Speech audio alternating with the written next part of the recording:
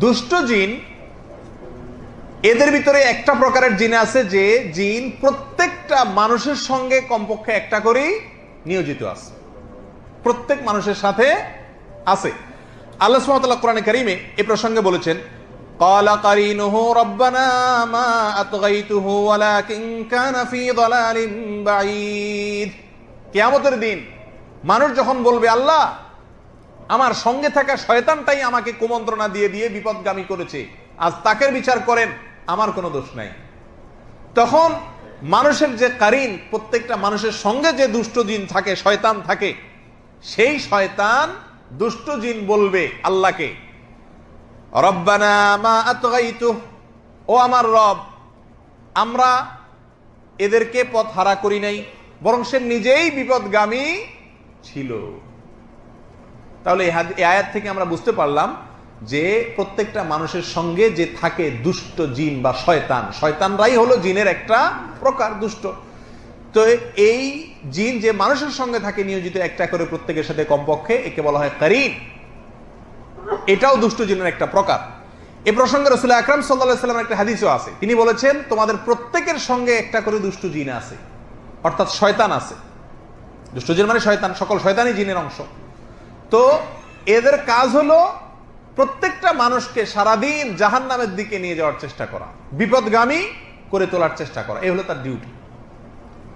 ভালো কাজ করতে চাইবা, তোমার শরীরের ভিতরে প্রবেশ করে তোমার গোটা শরীরকে নিয়ন্ত্রণ করার ক্ষমতা আল্লাহ তাআলা তাকে দিয়েছেন।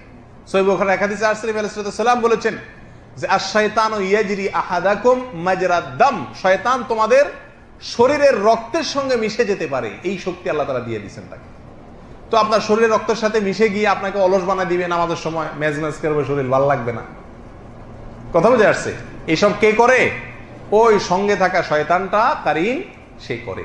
তো নবী সাল্লাল্লাহু আলাইহি ওয়াসাল্লাম বলেছেন, তোমাদের সবার সঙ্গে একটা করে আছে। সাহাবা একরাম জিজ্ঞাসা করলেন, ইয়া রাসূলুল্লাহ, আপনার সঙ্গেও কি আছে নাকি একটা? তখন তিনি বললেন, হ্যাঁ আমার সঙ্গেও একটা আছে, তবে ওইটা আমাকে কোনো ক্ষতি বা টাচ করতে পারে না, আল্লাহ আমাকে নিরাপদে রাখছেন, কিন্তু তোমরা বাঁচতে সবাই পারো না সব সময়।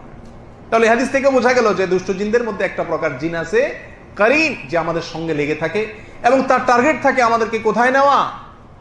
জাহান্নামে নিয়ে যাওয়া। ইবলিস আদম আলাইহিস সালামকে যখন সিজদা করতে অস্বীকার করেছে, তখন যে তাকে আল্লাহ তাআলা জান্নাত থেকে বের করে দিয়েছেন, তখনই চ্যালেঞ্জ করেছিল ইবলিস, লাউবিয়ান্নাহুম আজমাইন, মানুষের প্রত্যেকটা সদস্যকে, এই আদম যার কারণে আমাকে জান্নাত থেকে বের হতে হলো, এর প্রত্যেকটা সদস্যকে আমি পথ ভ্রষ্ট করে ছাড়বো, জাহান্নামে নিয়ে ছাড়বো, আমি একা যাবো না।